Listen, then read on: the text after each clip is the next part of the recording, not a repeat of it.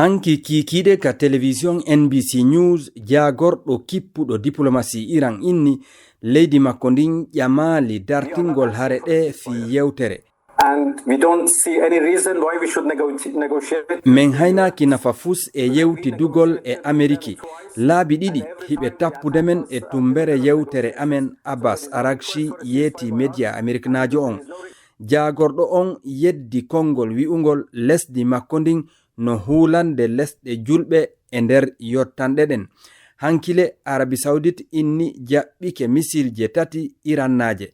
Bahrain kadi holliti suudu koɗordu hawrama e mun to Dubai joli misilje ɗuɗuɗe hewti ton ɗum taƴi yoga e laawi weeyo ngon.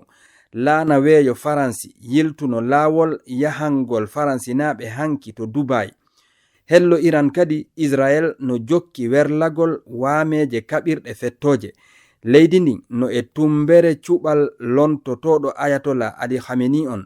Hanki Donald Trump yeeti jaynde Axios omo haani tawdede e diiseteɓe e ngon suɓgo.